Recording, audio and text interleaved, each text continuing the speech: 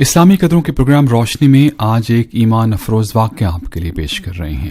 سعید Jeddah airport پر بیٹھا ہوا اپنی فلائٹ کا انتظار کر رہا تھا، جبکہ اس کے ساتھ ہی اس کا ہم وطن دوسرا حاجی بھی بیٹھا ہوا تھا، جس کے چہرے سے آسودگی کی تراوت چھلک رہی تھی۔ دونوں حج کے مناسک ادا کرنے کے بعد وطن واپس جانے والے حاجیوں میں شامل تھے۔ اچانک سعید کے ساتھ بیٹھے ہوئے حاجی نے ایک لمبی سی سانس لی اور اپنا تعارف کرایا۔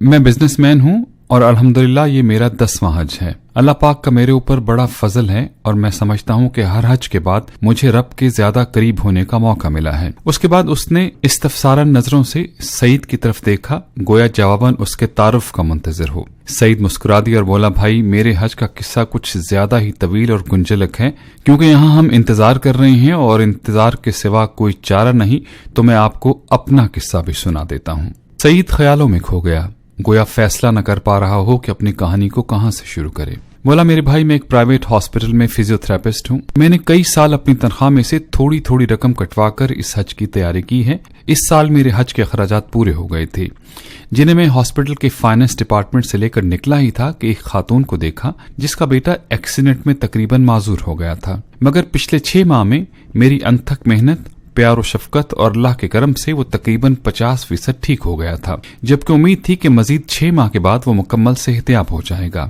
اس خاتون نے مجھے سلام کیا اور بجھے ہوئے لہجے میں بتایا کہ وہ لوگ ہاسپٹل چھوڑ کر جا رہے ہیں، شاید پھر ہماری ملاقات نہ ہو، لہٰذا میں آپ کو ڈھونڈ رہی تھی، جس پر مجھے کافی اچنبھا ہوا۔ مجھے لگا جیسے وہ میرے علاج سے مطمئن نہ ہو۔ کیا آپ میرے طریقہ علاج سے مطمئن نہیں ہیں؟ میں نے اس خاتون سے سوال کر ہی دیا۔ نہیں ڈاکٹر صاحب، ایسی بات نہیں ہے، آپ نے تو بچے کو ڈاکٹر کی بجائے باپ بن کر سنبھالا ہے، میرا تو رواں آپ کو دعائیں دیتا ہے۔ آپ نے میرے بچے میں نہ صرف جینے کی جوت جگا دی، بلکہ اپنی ڈیوٹی سے ہٹ کر اس کو وزٹ بھی کیا اور تحفے تحائف بھی دیتے رہے، جس کے لیے ہم میاں بیوی آپ کے بہت شکر گزار ہیں۔ تو پھر آپ ہاسپٹل چھوڑ کر کیوں جا رہی ہیں؟ میں نے حیرانی سے پوچھا، مگر وہ میری بات کا جواب دیے بغیر مریض کے کمرے کی طرف چل دی۔ میں سیدھا